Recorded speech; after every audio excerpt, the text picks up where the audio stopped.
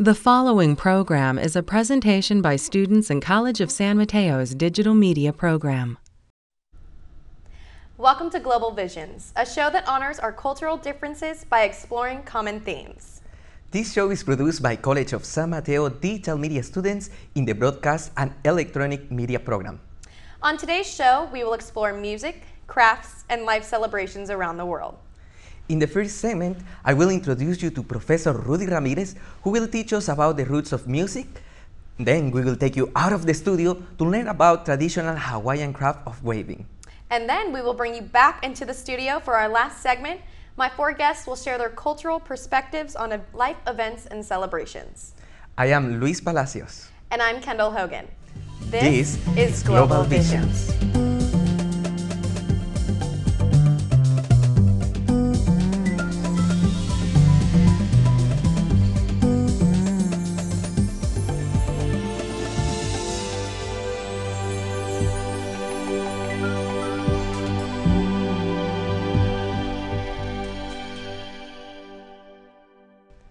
Thanks for joining us today on Global Visions. Music is the way that people share love, passion, and all their feelings. Today, we are going to learn about some of the origins of musical style. Joining me in the studio is a talented musician and educator, Rudy Ramirez. Welcome, Rudy. Yeah, Thank you for being with us. Oh, it's a privilege and an honor, believe me. This is wonderful. How are you? Excellent. This is really great. I love this. Were you been playing last week? Yeah, I played as many weeks as I can. I don't Wow, always nice, get enough nice. gigs, but I'll get it. I'll take it when I can get it. Before we start talking about music, can you tell us a little bit about your background, your studies and everything? I was born in Costa Rica, Central America, and I come from a musical family. My grandfather was a professional musician. He taught my father how to play, and then he in turn taught me how to play. So I always had music at home. Always. And I always wondered why my friends didn't have music at their homes, you know, but that's how I grew up, and I took it for granted. Well, in what instruments do you play? I play guitar. My father was a professional guitarist, and I started playing professionally when I was 14. Wow. I was bored one day when I was 12, and I said, "Papi, show me some music," you know, and he taught me music from Costa Rica, from Latin America, and then I gravitated to the drums in the 70s, and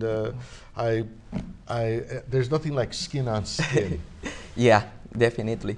And now that you mentioned about the conga drums, can you tell me the history about them? Well, the history goes back more than 500 years, and we're Wow. talking about in the Caribbean islands, in particular in Cuba, because it's the largest island in the region. And 500 years ago, there was this native tribe that was called the Arawaks. Arawaks, And they had subgroups like the Tainos, like the Lucayanos, like the Caribs, which is why it's called Caribbean, named after the Caribs. And they were, for the most part, a very peaceful people. And then in 1492, Columbus sailed the ocean blue, and lo and behold, he did not see eye to eye with the Arawaks. The Arawaks were primitive, but they were savages. They were heathens. They were not Christians. And so he and the Spanish and later on the Portuguese and the French subjected them to slavery, pretty much decimated the entire population and brought diseases. And after that, then they brought in the African slaves. That's the way that they get enough manpower to do all that work. Yes, because you had the mines, you had the silver, gold, copper mines, and then you have your cash crops, the tobacco, you had the sugar cane, all those cash crops, and you needed a manpower to do so. So they had the conga. The people from the slaves came from the Congo, Nigeria, and Ghana. Directly to Cuba, and then music start over there, and then what happened? And you'll find this pattern repeat itself throughout Latin America. You have the Spanish, you have the indigenous, and then you have the African, and it just keeps repeating itself. And so the Africans brought their drumming with them. And in Cuba, the conga drum became the instrument of choice. And it's a direct result of the influence of the African diaspora, the influence. And so you have the conga drum, which is basically you get three sounds out of it: open tone, closed tone, and slap. Open tone, closed tone, and slap. And then along the way, they incorporated two more drums: the quinto, which is a higher tone, and then the tumba, which is a lower tone. So you have an open tone, closed, slap. Nice. And then how Cuban music came out, how they start playing, what was the first pattern? So initially the drums was a foundation, is the foundation of this music called Afro-Cuban music. And then later on, it became known as Latin music. And then you have other rhythms in different parts of the region. So the first rhythm pattern is called a bolero. It is a slow, sensuous, very romantic type of rhythm designed for couples to hold each other and whisper sweet nothings in their ears. And this is what it sounds like on one drum. Okay.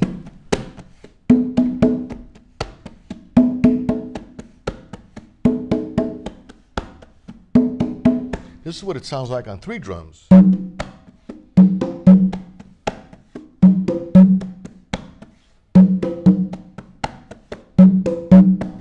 This is what it sounds like with the music.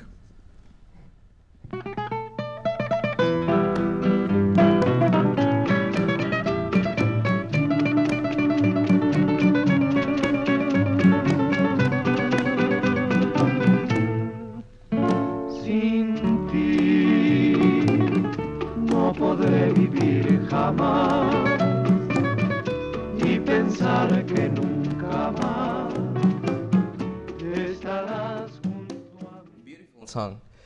Los Panchos. Trio Los Panchos originated in 1947 out of New York City. Two Mexicans and one Puerto Rican.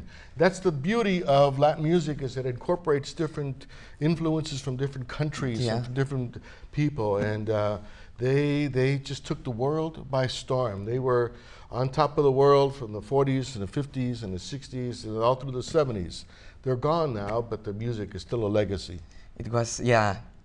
I remember that my mother used to hear that music, and yeah, I grew up with that music too. And that's the other thing, is that it's transgenerational. It is. So my grandparents listened to this music. My parents listened to this music. I listen to this music, and my daughters listen to this music Wow. now.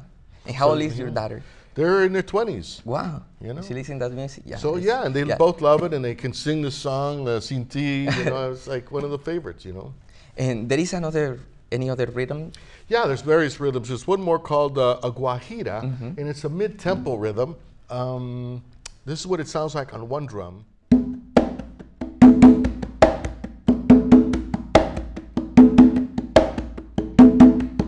This is what it sounds like on three drums.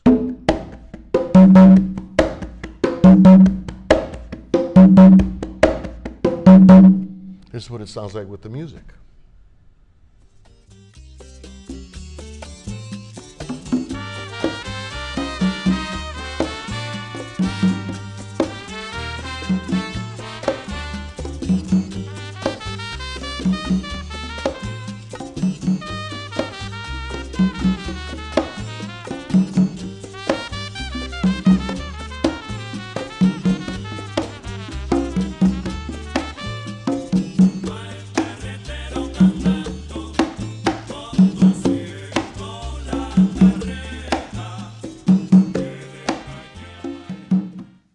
Oh, nice, yeah. It's great.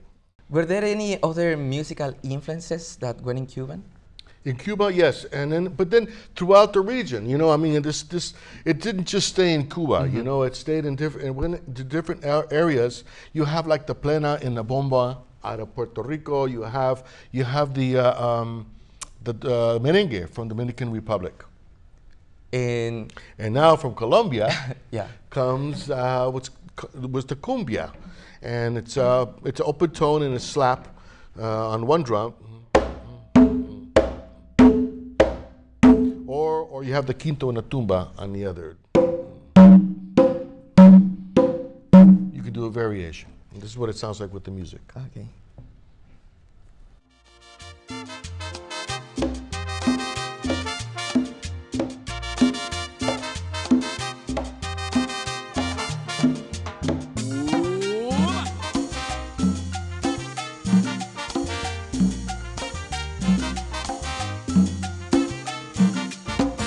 Óyeme, Diosito Santo, tú de aritmética nada sabías.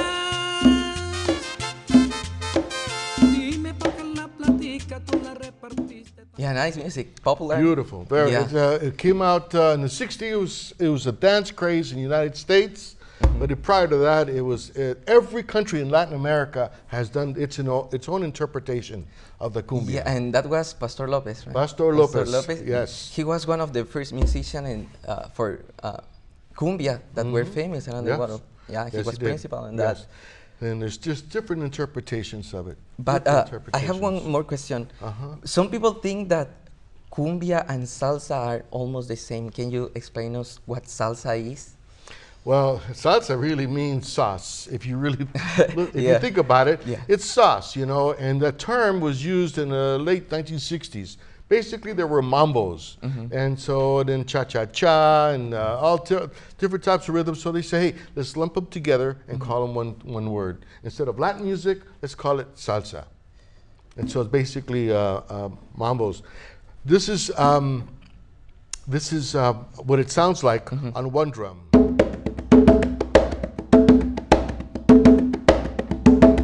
This is what it sounds like on three drums.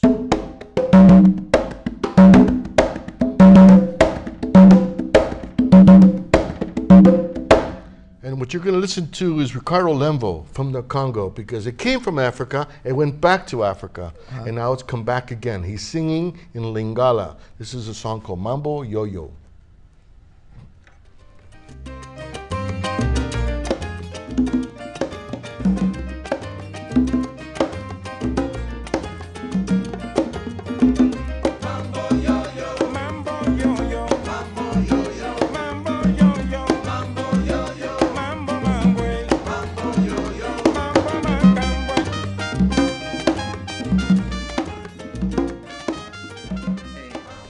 That is the tumba, right? Tumba, quinto, and the main drum is the conga. If you look at old pictures of Latin bands, they had one drum, the conga drum. And like I said, you know, music keeps evolving, keeps changing. Music is truly the language of the world. Yeah, it is. Yeah, The the language thing of the is, heart. It comes from the heart. It comes from the heart. And music is the language of the world. I use it in my classes. In my classes, I start each and every one of my classes with some kind of music. You know, it's music that they have never heard before. And I talk about that. This is so-and-so. This is what they're doing. And this is why they're doing it. You know, so I put it all in perspective. Okay, thank you so much, Professor Rudy Ramirez, to be with us. It's a pleasure to have you here sharing all your knowledge about music. I really appreciate it. This has been an honor. Thank Truly you, an honor. thank you. Thank you so much. If you have been inspired to seek out new music or want to learn how to play the music you just heard, you can actually take classes in Afro-Latin music at College of San Mateo, plus listening to Jazz 91 FM every Sunday from 2 to 4 p.m. for Latin Jazz with Chuy Varela on KCSM. Before Kendall and her guest came into the studio, we are going to take you to South San Francisco to learn about Hawaiian tradition and meet some of your Bay Area neighbors who are persevering it. Hello, my name is P.M.E. and I'm a traditionally trained Hawaiian Lauhala weaver practitioner and instructor here at the Kaululehua Hawaiian Cultural Center under the direction of Kumhula Kavika Ofuchi. And today I did a workshop on sharing the traditions and culture of Hawaiian Lauhala weaving. Hawaiian Lauhala weaving is a traditional art throughout the Pacific.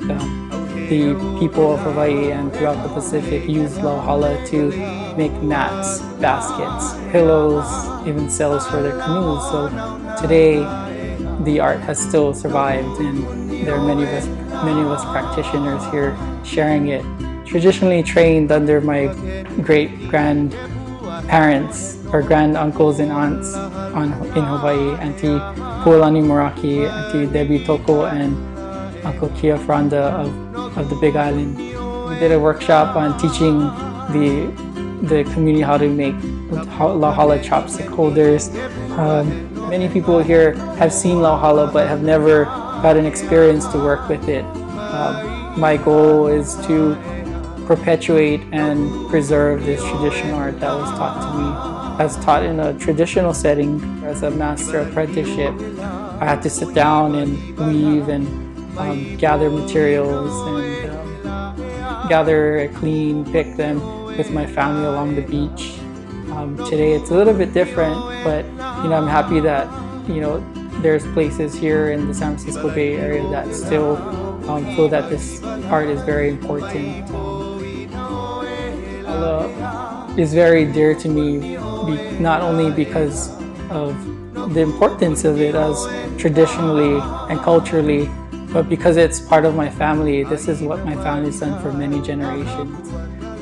Great-great-grandmother, Auntie Tutu Ko'olio Nalani Pahi'o, and she was also from the Big Island. So it's very special for me, and to be here is very special.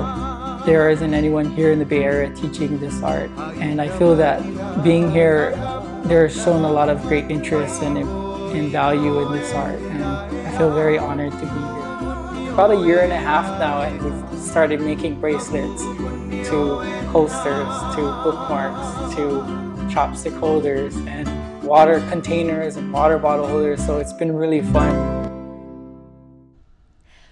Welcome to the second half of Global Visions. I'm Kendall Hogan. Today I have with me 4 students attending the College of San Mateo, each with different cultural backgrounds. We invited these students to the show today to discuss some of their culture's unique celebrations at different stages of life. Joining us is Yang, Kasha, Omar, and Alejandro. Thank you for joining us today. Yang, we'll start with you. Tell us a little bit more about Chinese New Year. Chinese New Year is the annual celebration of the ending of the year on Chinese calendar. Chinese New Year lasts 15 days, and each day represents different celebration. Over the 15 days, we celebrate by eating meals, give lucky money, and getting together with family members. One of the most famous traditionals is to say Happy New Year after 12 a.m. At New Year's Eve. Interesting. There are 12 animals that are associated with each month for the Chinese New Year. What are they? The rat, the ox, the tiger, the rabbit, the dragon, the snake, the horse, the goat, the monkey, the rooster, the dog, the pig. And every year is also associated with the month. So what is the year that we're in 2012? 2012 is the year of dragon. Oh, okay. Yeah. And in San Francisco, they have a huge Chinese New Year celebration. Can you tell us a little bit about that? So the street get decorated by lanterns and other bright decorations. And there's a large procession filled with many people dancing, giving out candy, lighting fireworks, and playing music. There's also a line, dragon dance, where people play drums and cymbals and dress up as a lion or dragon and dance around to ward off ill spirits. Interesting. It sounds like quite the party. Yes. And you mentioned earlier something about giving gifts. Is it much like Christmas in which you exchange gifts with family members? Actually, a little. Gifts usually given between family members and friends, but we don't give cakes and fruit. We give lucky money and candy to the children who are under 18 years old. Must be lucky to be under 18 then. Yeah. And when you guys get together for this celebration, do you typically have big family meals? Actually, yes. We get all our relatives together and have a big feast. Furthermore, the most famous traditional food for Chinese New Year is dumplings. Interesting. Well, thank you so much, Yang, for telling us a little bit more you. about Chinese New Year. Next, we have Kasha. Kasha, hello. Welcome. How are you? Hi, I'm very well, thank you. How are you? Good. And Kasha, you are here to tell us a little bit more about Polish weddings. Could you tell me how the wedding is actually celebrated?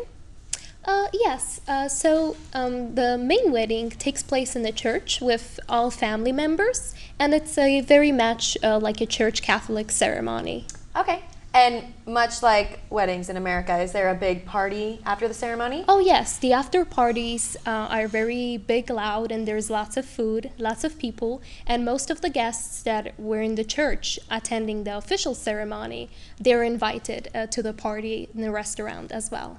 So there's a lot of people that attend this party? Yes, Pretty big. correct. It's very big. Sounds like fun. Well, thank you, Kasia, for informing us more about Polish weddings. And next we have Omar. Omar, thank you for coming in. Thank you very much. How are you? I'm good, thank you. Good. And you're here to tell us about Ramadan. Why don't you fill us in a little bit about that? Yes, Ramadan, for Muslims, it's considered as one of the most important months in Islamic religion because not only you're fasting, but you're also, refraining for food and water. But you're also cleansing your body in the process. For example, you have to be aware of how you talk, what you do, and what you listen to, and as far as how you behave towards other people. And it's also a time where people give money to the poor and needy, and also invite one another to in breaking their fast. Wow, it seems like a full mental and physical cleanse. That must be a really nice time of the year. And how long do you fast for? 30 days. 30 days, wow. And what do you eat when you're not fasting? When we're not fasting, we eat a small portion and drink a little bit of water. And after Ramadan, you also celebrate another holiday. Could you tell us a little bit about that? Yes. It's called Eid al-Fitr. But before I go into that, there's something I'd like to say. That a little small chant before we celebrate. Allahu Akbar, Allahu Akbar, La ilaha illallah, Allahu Akbar, Allahu Akbar, wa illahil hamd. So in Eid al-Fitr, people from all over the community gather in one place and they perform a special prayer, as well, share gifts and food. And what makes this holiday so special is that eliminates the separation between the poor and the fortunate, so everyone can enjoy this great day and be thankful with what they have. I'm guessing you guys traditionally eat a lot of food during this holiday. And what's your favorite food to eat during this holiday? My favorite food and this holiday is mostly sweets, because since we only eat sweets during that time. So yeah. Well, thank you so much, Omar, for telling us a little bit more about Ramadan and Eid al-Fitr. Next, we have Alejandro. Alejandro, how are you? Hi, I'm doing good. Thank you. Good. And you are here to tell us a little bit more about the Day of the Dead. Could you tell us a little bit more about that? Yeah, Day of the Dead, it's a celebration of the dead. And it's celebrated all over Mexico, but then it's spread out to Latin America, Europe, and Asia, if you can believe that. But Day of the Dead also, when that happens, we go to the altar, we give them offerings like food and also drinks, and we celebrate their memories and the time that they were with us. And it's a very communal thing. And when is Day of the Dead celebrated? Day of the Dead is celebrated on November 1st and the 2nd. The first is to honor the children and infants, and which is called Dia de los Angelitos, which is Day of the Little Angels. Okay. And November 2nd is Day of the Dead, which is Dia de los Muertos. It's mostly for the adults. And the iconic symbol of Day of the Dead is the skull. Could you tell me a little bit more about that and what it represents? It represents those that have died, and it traces back to the indigenous pagan rituals. And basically, the skull represents rebirth and death. That's what it really means. And Day of the Dead kind of resembles something like Halloween that we celebrate here in America. Could you tell us the similarities between the two? In a sense, it kind of does. And That's usually because people paint their faces and they go out at night, but it's not really to celebrate. It's really Day of the Dead is really to celebrate the memories of those that passed away. Well, thank you so much for being here and letting us know Thank you. all of your celebrations, and thank you to Yang too, Kasha and Omar as well, for discussing some of your traditions with us.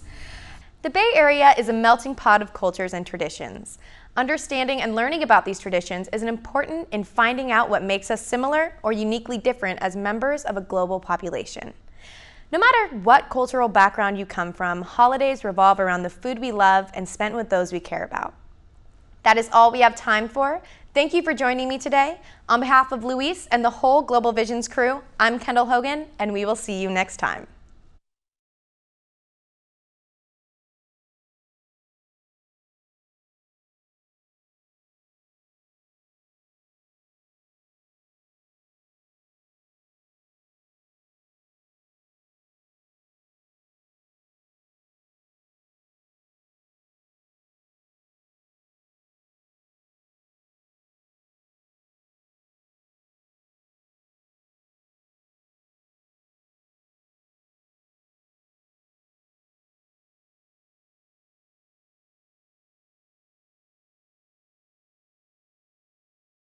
The preceding program was produced by students in College of San Mateo's Digital Media program.